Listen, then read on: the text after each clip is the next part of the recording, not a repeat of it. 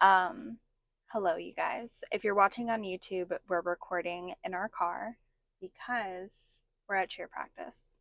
And some weeks, this is going to be the only time when we can record a podcast, but we are committed to this space and we're committed to you all. So we have, I think, kind of a touchy, I don't know if that's the right word, but a big conversation for those of you in marriage and what it looks like to shift your marriage from something that is just like you moving through the motions and into ministry. I feel like that's something that we've stepped into together of we see our marriage as God's divine plan for men and women, and so we see like this bigger lineage that we're creating instead of it just being so selfish. I think that's like the biggest thing actually, is that a lot of people are selfish in marriage and they're creating individually instead of creating together.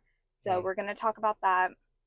We're going to talk about what the Bible says about marriage because we want this to be backed biblically. So I'm going to pull in some Bible verses that I have saved, and then we're going to talk about how to discern where you do have individual goals, where you do have individual, wants and needs and desires, and how to bridge that in the union within partnership, and then practical things that we do that we implement within our marriage that I think keeps it as ministry, Mm.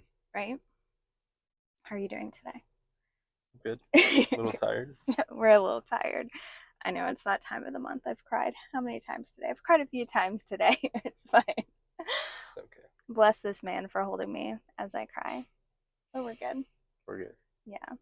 Also, can we just like note on that for a second that I think one of the things that you've learned how to do is just to like hold me when I cry and not try to fix Mm. my tears. Yeah.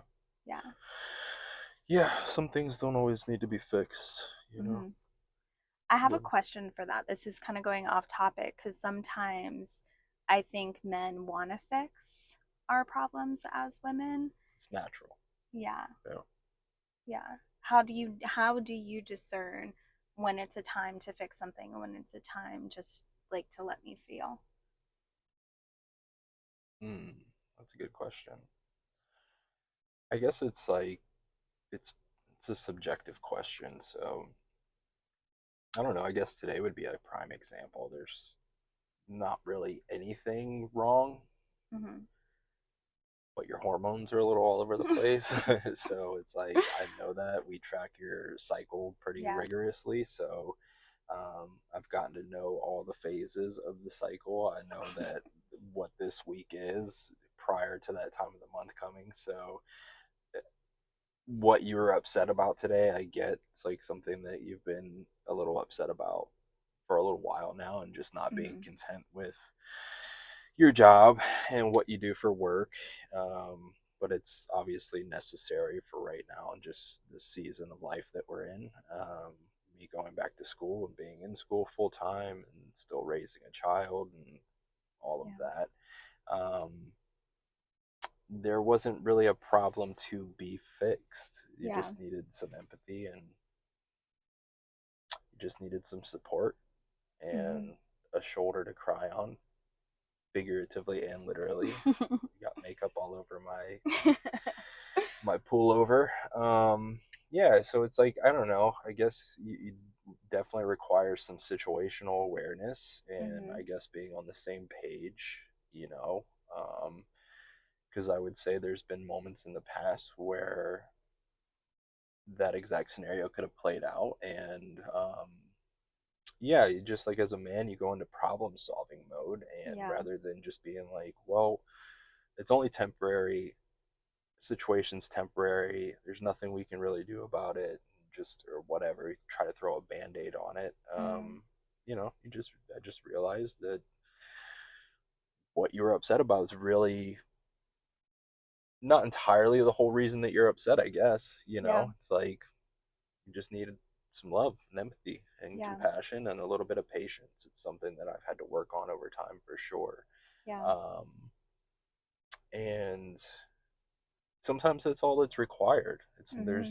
Doesn't need to be a solution. There doesn't need to be an instant fix for it. Sometimes it's just, you know, having a good cry. Sometimes it's just letting it out and Yeah. just having someone be there, myself be there, just to say, hey, I see it, I see you, I see what's going on, I'm here for it, I'm here for you, and yeah, you just ride those waves together. Yeah.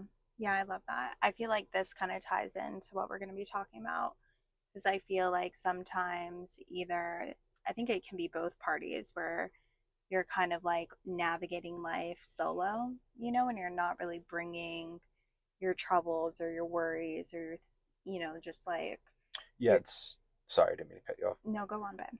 It's it's like being in two different chapters in the same book. You Yeah, know what I that's mean? good. It's like the best way I could describe it, where in being in two different chapters, obviously it goes without saying that you're not on the same page, right? And there's enough hurdles and obstacles in everyday life and parenting, and why make it more difficult? You know what I mean? It doesn't Yeah. need to be any more difficult than it already is.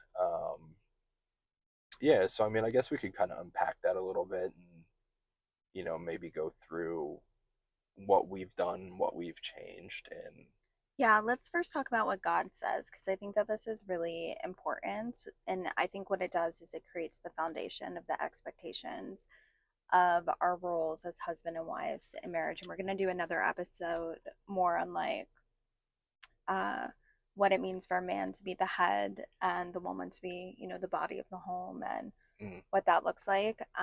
But I think that God, in his word, he's super clear on what he wants us to do within marriage, which is to work. And I don't have the exact verses from Genesis, but I believe it's chapter 1 and 2. I mean, it is like the foundation, the root of the Bible is Adam and Eve. mm, And I think oftentimes we focus on the sin, but we're not focusing on the fact that God very intentionally created a man and a woman, and he created a man, both of us to subdue, which means to work under a mission. mm, And it requires both a man and a woman subduing first to God, submitting ourselves first to God, and then submitting ourselves really to the mission of the marriage, mm, And I think for married couples, at least for us, like before we were married, I don't think we had clarity of what our mission was, mm, yep. and we were young, so I don't want to like go too far back in time.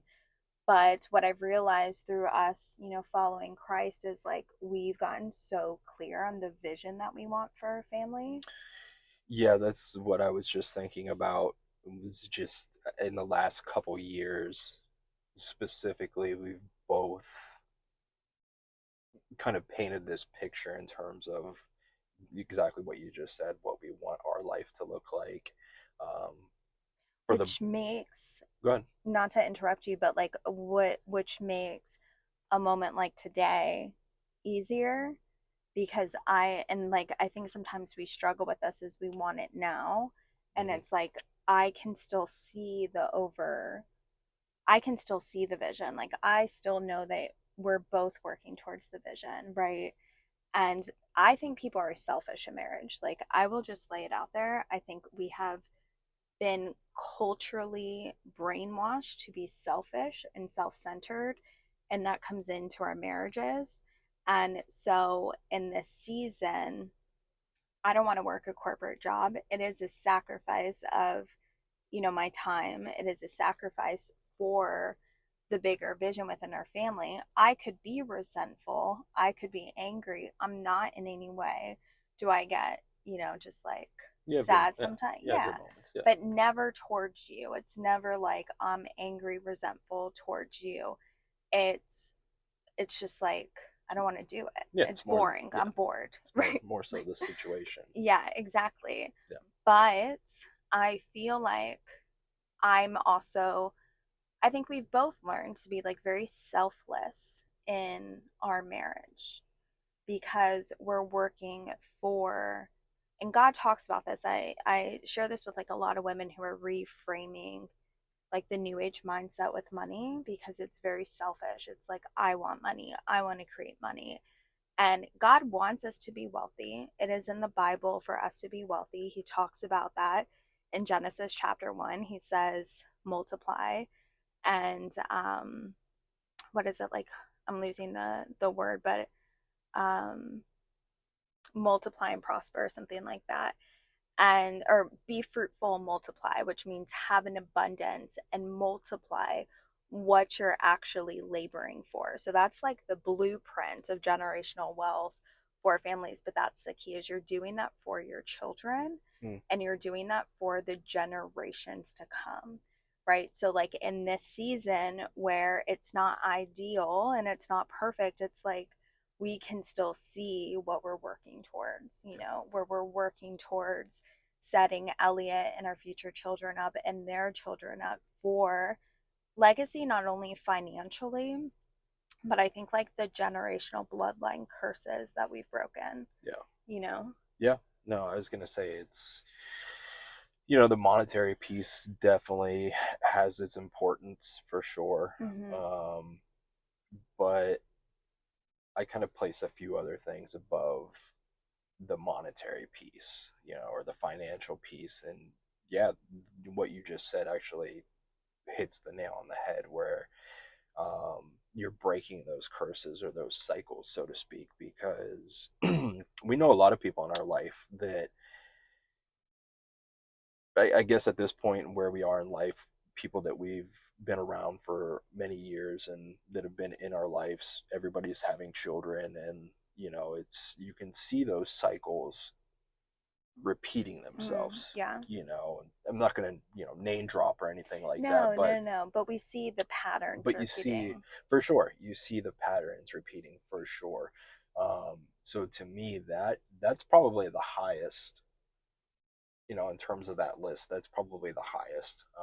That's highest on my list for Like sure. breaking those bloodline curses. This Yeah. is so good. I love this because you know me, I always want to like the warfare, the spiritual warfare. Taylor Welch, he had Apostle Issy on his podcast, and she was talking about generational bloodline curses. And she said something that I just cannot forget. It's so embedded in me. And she says that the devil doesn't need to attack every single generation. The devil is wise enough, and he actually only has, like, he's limited basically within his power. So all he needs to do is attack one generation, and it bleeds through all the generations to follow. Mm. And like that is the salvation of Jesus Christ, because if Satan can do that, that means that us choosing Christ as our Lord and Savior and allowing his blood to wash over our bloodlines, and just like, with your family lines, it's addiction. With mine, it's mental health. It's you know uh just like uh yeah, just like psychological warfare, it feels like, more than anything. Yours is more like substance addiction and things like that. Like, I think for both of us, I think maybe my dad, I think he broke the poverty piece, but there is still scarcity there. Like, Mm-hmm. he's created generational wealth, but he's like scarce in it, if that makes sense. Mm-hmm. So it's really interesting because this is what we mean by marriage is ministry. You cannot break this, and you can break your generational pattern solo, but there is a power that I think the enemy is terrified of when he starts to see a married couple, a man and a wife, come together and break generational curses together, because he knows then that he can't attack the children. He Mm-hmm. cannot take the kids. And that, I think, is, where, and it sounds so radical, but this is like where people have to understand this is what we're working for and what we're working against more than anything. So I love that you put that over financial prosperity, because I think a lot of people put financial prosperity first, and in that search for wealth and money and finances, and like money issues are what the number one cause of divorce in the US.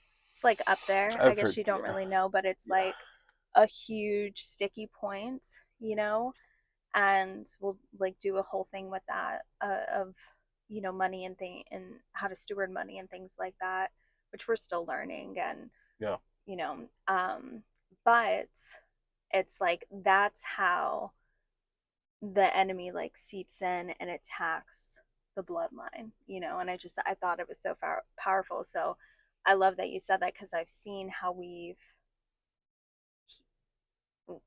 in the name of Jesus, like by God's glory, by his grace, like we've healed so much of it. There's no addiction. There's, the mental health thing. It's just like it's not a thing for us. yeah. No, and I think in our own ways, before we even came back to God, came back to Jesus and our faith, we kind of already set that trajectory for ourselves. Yeah.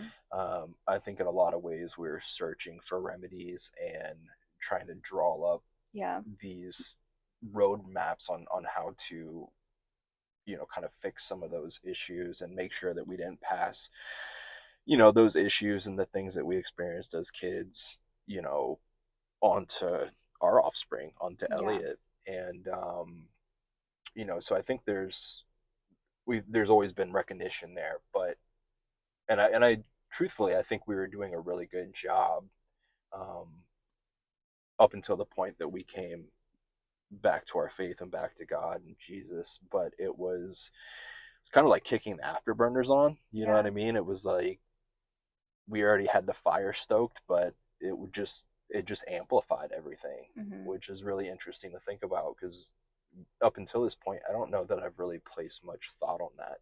Mm. But we talk about it all the time with Elliot and the things that she's learning about, the things that we've already kind of passed on to her, Yeah. as far as knowledge and wisdom and faith and, um, you know, reading the Bible and passages in the Bible. I mean, she's woven those in and they're intertwined in her life at such an early stage. Yeah. It's going to be amazing to see what unfolds for her as she gets older. Yeah. But yeah, I think the faith piece just really amplified Hmm. everything that we had already set, that foundation and that trajectory for us. It really just amplified everything. Yeah. Yeah. I love this. So I would love to know, um, what does it look like for those that are listening, husbands and wives, for them to begin to view and just see their marriage as ministry instead of just like, I don't even know how to explain it. It's almost like it's just like you're married. Like it doesn't matter, like there's no respect for it. Like it's almost as though it's just like you just like are doing life. Um there's no, maybe a lack of honoring of God. Maybe one Mm, person's more into it, or there's like there's just like no devotion in the marriage. Like I feel like Elliot always says this of, you know, or like I always try to explain this to Elliot of like, we choose each other every single day. Like we choose our marriage every single day. not just that, but we choose it first among Mm-hmm. all and everything that is intertwined in parenting, and our marriage always comes first. Yeah. you know, um, because that's how you set the precedent. Yeah. I think that's where a lot of, probably not the only issue, but I think that's where a lot of people get bogged down, Mm-hmm. where it's you're handling all these different aspects of your day to day, Yeah. and this list just it gets longer and longer and longer. It kind of reminds me of praying, right? So it's like when you go to pray, you don't go through your whole day and wait until the very end of the day to pray. Although we pray before bed, obviously, but Yeah. from my understanding, you're supposed to give God the best version of yourself when you go to That's good. pray, right? So when Yeah. you're fully charged, you haven't been swept away and everything through the course of your day to day and what that looks like for you. Um, And it's kind of the same thing with the marriage, where it's like on the list again, it's something at the top. Our marriage, choosing each other and putting our Yeah. marriage first before anything else, because after all those things stack up on your list and then your marriage is down at the very bottom, it's like, are you really showing up as the best version of yourself? Are you fully charged? You know what I mean? So Mm-hmm. I think that's important. But that requires a conscious decision to be made from both people. Mm. You know what I Yeah. mean? Both people have to see eye to eye with that, and they both have to come to grips with placing their marriage above everything else. Mm-hmm. That means above friendships. Correct. That means one time I was on a podcast and I said that, and the girl that I was interviewing with, I think we were doing a recap of like Vanderpump Rules when all the scandal was happening. I was like, you always choose your husband, but she's not married. She lives with her boyfriend, and she was like, I'm like, no, I'm a husband's girl above anyone. Yeah. But there is mutual respect there, and like this, I think is the biggest thing is and when we talk about submission, I'll go more into this because you cannot submit to a man that has not submitted himself to Christ. I do believe that with the bottom of my heart because I then question where he gets his leadership from and if he's humble enough to actually lead a family. Mm. Um, but that does mean over friendships, that means over career. That means I talk to a lot of women in entrepreneurship and business. And I always say this if your business is extracting from your family rather than pouring into your family, that means financially, energetically, Mm-hmm. your stress levels, your mind, then you got to take a step back. It's just a no go. Mm-hmm. And I think it also means like pouring into yourself as well, right? So for us, that means I get ready every single day, even if I don't feel like it. Today I didn't want to. I still got ready, still put makeup on. I was in a funk. I shed some tears and I could have sat in that, but that's not me showing up as my best version for you. So instead, I said, "Hey, can we go on a walk?" Cuz I know then I can connect with you deeper. I can just like talk to you about it. I'm moving my body.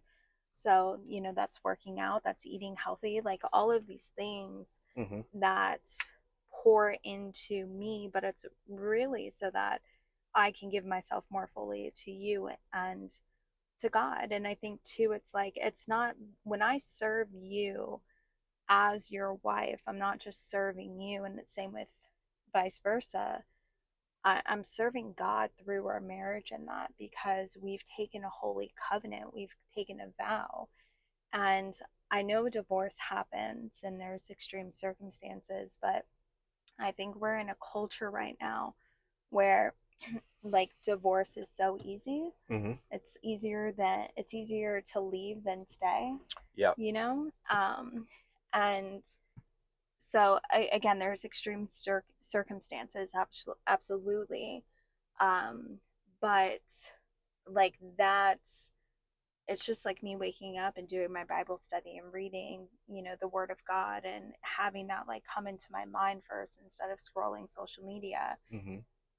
And that's really how I see it is I want to be the best version of myself for you, and it's not from like, what if you leave me? What if you find some? It's just like, I know that you deserve it with everything that I have and everything. Yeah. Yeah. Yeah. No, I think that's interesting. And I think I also that just really resonates with me because we share similar outlooks.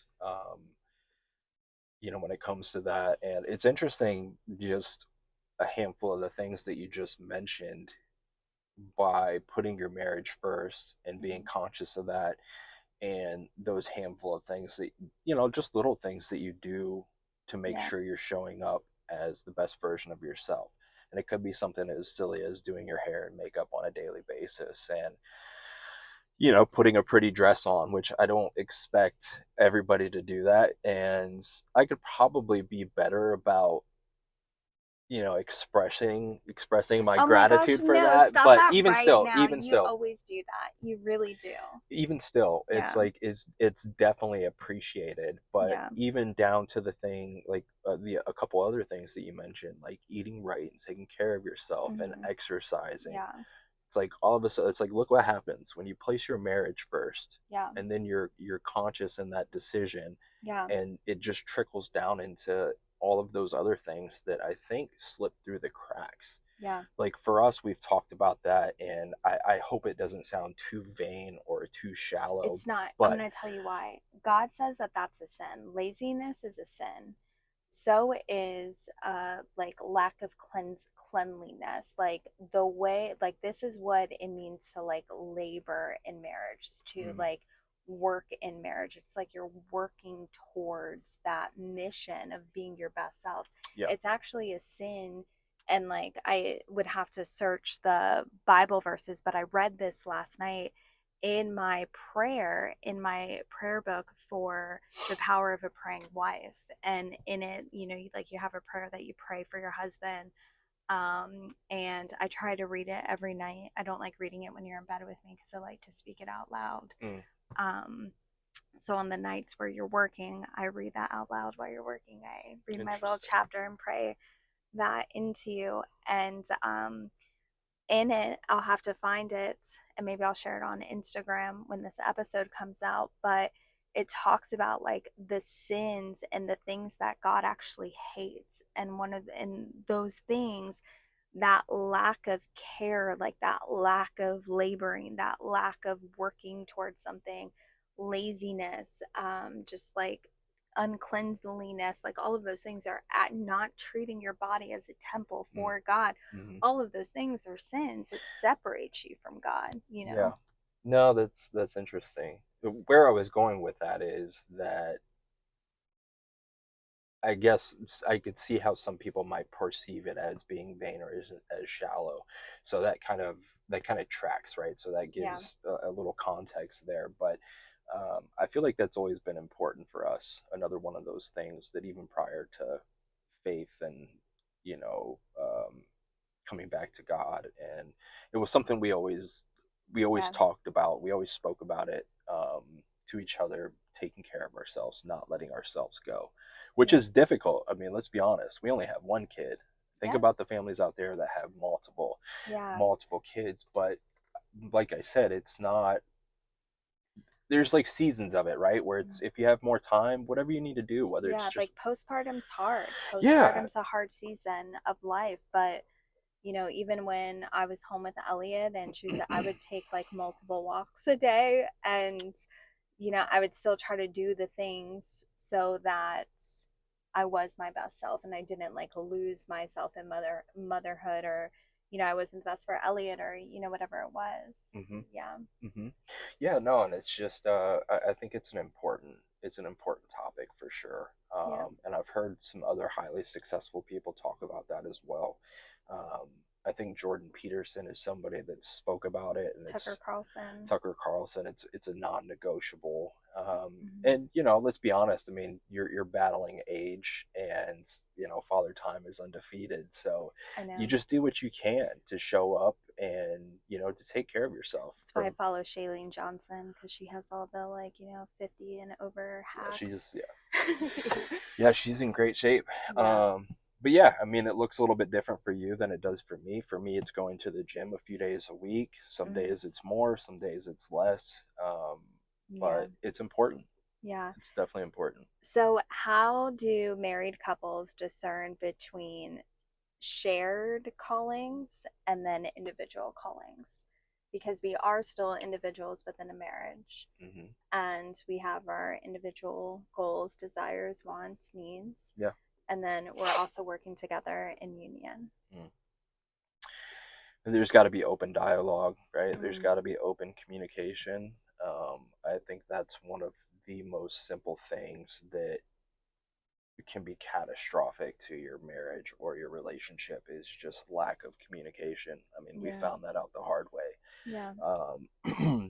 So an open line of communication between two people, you have to talk about it, you know.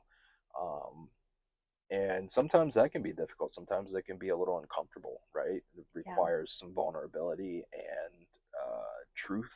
Yeah. And but I think that's where it starts. It starts with a conversation, and it doesn't have to be a big deal. Hmm. Do it over a bottle of wine or go out to dinner if you can, and Yeah. just have fun with it. Have an open conversation about it, and define what those roles and what those goals look like. I think too, it's knowing the season. It's kind of getting back to what we were talking about at the beginning of the episode is like, I know that it's a season of the bigger mission Mm, that we're working for, yeah. that God's placed within our hearts. I think as individuals, there's a few things. I think we, marriage is a lot of giving and taking, it's a lot of push and pull. And there are seasons where one person's goals might be at the forefront, and one person, right? Like right now, school for you, Yeah. you're working towards school, whatever we need to do right now so that you can get your degree and start this new career path. Like there's sacrifices included in that, right? Me working a corporate job, things like that. Um, but I think that, yeah, the communication of understanding what season you're in, Yeah. right? Like postpartum, it is a lot of the mom being home. It is a lot of the mom taking a step back of some of the home roles, especially those first few weeks after birth or, during pregnancy. It's, we can't do as much. We're raising a baby, keeping a baby alive, growing a baby. There's a lot that comes with that, depending on what the pregnancy looks like and the birth and all of that.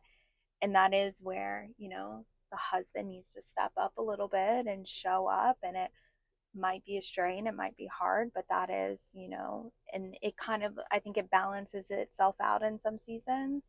But it's just like communicating those seasons of just like, hey, like this is a season where I might not be able to be so present in the home, but this is what I'm working towards. So, and I think it always has to like flow back into the family, Mm, yep. and I'm thinking about like when I started my business, you couldn't see that vision. You're like, what are you doing? you know, Yeah. um, For quite some time, yeah, actually. Yeah. I think it's gonna scrape right there. Just be careful. Um. Um, but but I never could communicate that with you. I think I was also, it's a whole different conversation, but I was like searching for validation through you instead Mm, of holding the fact that like God had called me into something. And I think that we have to get like really good at discerning of what God is actually speaking to us, because yeah. our desires are not ours. I think in New Age and personal development, and what did Victoria Washington, I was listening to her training today with you, what did she call it? Personal, I don't know. She said it was so funny though. But it's all about self, So, um, and it's like your desires are kind of like manipulated a little bit instead of coming from God. But I don't think God will ever give us a path or a desire when we're in marriage that doesn't like fully give to the marriage either, Mm. if that makes sense. Yeah. No, that's actually really interesting. I told you that's something that I've been praying for more Mm, is the discernment piece, um, but also trying to get much much better at listening to God's message. yeah. Um, you know, and I say that because oftentimes there can be a lot of mixed signals. Hmm. But yeah, I think there's a lot of truth in that. What you just said about God not giving you something that isn't going to pour into the marriage. And yeah, I don't know. I still think the communication piece for sure is probably going to be the bedrock of that. Um, Praying about it, I'm like, praying about it for yeah. sure. But another reason I say that too is because if you're on the same page, you and I, if I have an understanding of what your goals are at any given point in time, it just makes it that much easier to support you Yeah. in in that journey.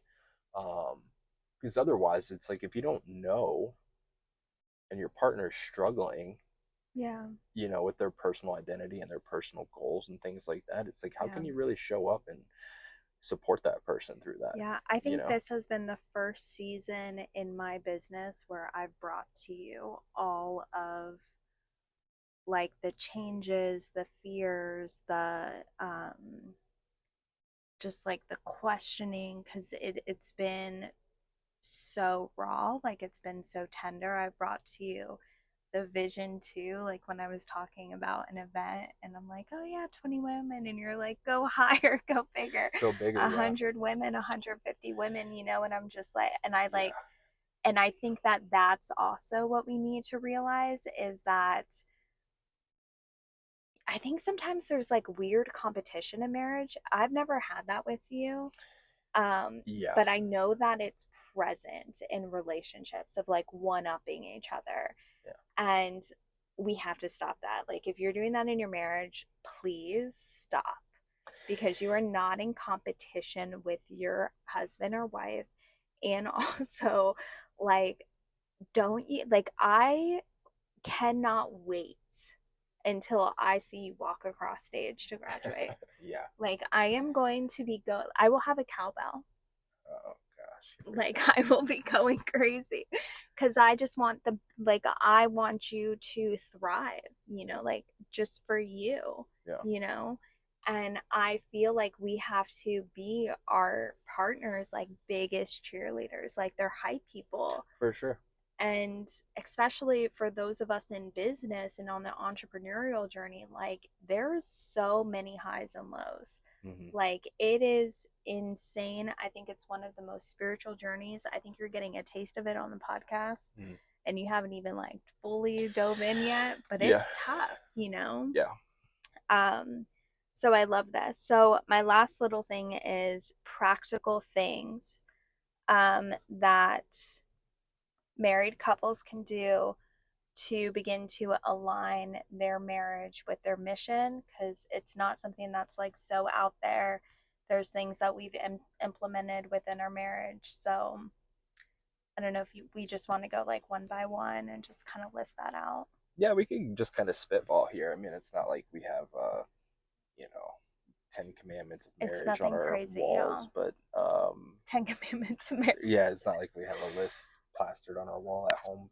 Um, I mean, just thinking off the top, walks are a huge one for us. You go on a lot of There's walks. never been, because I've heard somebody wise and somebody that I really respect, say that there was nothing in terms of disagreements or fights in their marriage that they weren't able to overcome by going on a walk and Yeah. just, I don't know, it just feels less strained. You're just in the open, you're outside, nature, fresh air, Hmm. and you're just walking. That's where we always tend to have our best conversations a lot of the times. And it's Yeah. also very intimate, which is, you wouldn't think a walk, like Mm. there's intimacy in a walk. What? I No, mean, it it's so funny. is. I have a reel that's coming out this week or next week. I might actually just post it on the Meet at the Well Instagram, but it talks about how we create intimacy before the bedroom. Mm, And it is by walking. Like we create intimacy, I think, oftentimes through talking and going on a walk. And even if like the first 5 minutes or so, like one of us could be in a bad mood or like we're not even talking, it like breaks that. yeah, And then it's like we can just like dive in, because I think like if you're in the kitchen or and like Elliot's sometimes on the walk with us and she's scootering or doing whatever, picking up, I don't know, bugs. yeah, probably. Probably like has like 5 bugs on her fingers, naming them. And, but it's like our time to connect. And what it does is it makes us connected, which is what women need more than anything. Men can just be physical. Like men, y'all can just like go at it, bless your hearts. But like us women, like we need some softening. I Yeah, need to feel your heart first. I need to know you still like, well, it depends. If I'm ovulating, it's a yeah, different story. yeah, But it's like I want that. I need that heart connection first and just like us talking. So yeah. Walks are a big one. Intimacy is another one. Like you are going to hear us say this probably a lot on the podcast. If you're having sex once a week in your marriage, you're not having enough sex. Like you are, and there's seasons for this. There are seasons for this. But yeah, you need to make it a point to have sex more than once a week. That's only 4 times a month. That's insane to me, and I just think it like comes back to this is why like your physicality and the way that you present yourself in your home and in your marriage is so important, Mm-hmm. because attraction's real and you want your partner to be attracted to you. I don't get dressed up or wear makeup or, put on a dress for anyone other than you. Yeah. Like I'm not doing it so I can like go get looks from other men. I'm doing it because I don't even do it anymore for like social media. There was a season where it was like that, but like now it's just like I want, if you're going to come home from picking up Elliot, or you're coming home from the gym, like I want you to come home and look at me and be like, like in awe, you Yeah. know. Yeah. So I think the intimacy piece, so we have intimacy outside of the bedroom, intimacy inside the bedroom. Mm-hmm. Um, there has to be devotion to God separately, which Mm-hmm. means you reading the Bible alone, Mm-hmm. and praying separately. And there also has to be you praying over and into and for your partner. And I have learned this, that I will bring things to Jesus before I bring them to you. I Mm-hmm. will lay them at his feet before I bring any frustration or any thoughts to you. Mm-hmm. And then I bring them to you. But like I said, I pray for you pretty every single day. I'm praying for you. And I feel like you do the same for me, Mm-hmm. because you say that you pray for me. Yeah. And so instead of nagging your partner, instead of doing whatever, you're doing, just pray about it. Like it sounds so simple, but pray about it. Yeah. Bring it to Jesus. Let him handle it. Let him unravel it. You're feeling some bitterness, some anger, whatever. You're feeling resentful. A fight that happened 3 years ago just popped into your mind. Bring it to Jesus. Like bring it to God. Just lay it at his feet, and that's it, I like that. before you like bring, and I'm talking to the women about this one, before you bring it to him, bring it to God. I like that. Any other ones that you can think of? Um. I feel like check-ins. I feel like on our walks we do. It's not like I've seen this before, and we're not that couple where we're like doing like weekly check-ins at a certain time every single week. But we do check in with each other a lot, and we check in with each other on like our goals and like the intentions that we've set, and we make it very organic. It's not, we're not really that type of couple that's like on Wednesday, like we will never put sex on a schedule. No. you know or like on when it's even kind of hard for us right now to like be like, oh yeah, on this day every single week we're going to record a podcast. Like we don't really operate that way. I think if you guys do, great, do that, but have check-ins, have like moments where you're just like, like how's school going, how can I, like things like that, like how, if you're, applying for new jobs, or you're wanting a career change, or you're in a launch, like, and you're in business, and you've brought that to your husband, and whatever, it's like check in with each other on that, Yeah. little touch points. Yeah, I like that. That's a good one too. Um. There was one that I was just thinking and I Yeah. lost it. Let me see this because maybe Yeah. it'll jog my memory. Hmm. I don't know, it slipped I my know there brain. was another one. There was one more I had. I feel like it was juicy too. Yeah. I lost it. Okay, I'm gonna read. Um, You want me to read the Bible verse and see if it comes through? Just ask the Holy Spirit. Holy Spirit, if it's meant to come through, let it come through. Wait, is it the one you already read, the Bible verse? I haven't read it. That was when Oh, okay, we've go done for a lot of takes of this it. one, y'all. Yeah. Yeah. Uh, so how do I say it? Ecclesiastes. Ecclesiastes. Yeah. Chapter 4, verse 9 through 12. It says, two are better than one because they have a good return for their labor. For if they fall, one will lift up his companion. But woe to him who is alone when he falls. Though one may be overpowered, two can defend themselves. I feel like that's marriage and ministry. Mm, Like you guys are working together, you guys are in union together, you're in creation together, and you are leaving a generational legacy behind. You know, yeah. Yeah. anything else you want to add? I'm not gonna waste too much time on it. I had something else, If but it comes, we'll add it to the next one because our next episode is going to be on God's design for marriage and order and headship mm, and the yeah, no, roles I of mean, marriage. I guess one thing to add in there is, um, I know you talked about scheduling things in. Um, I'm not a fan of scheduling intimacy or intimate moments. It just doesn't work that way. I don't think it needs to be organic. Mm-hmm.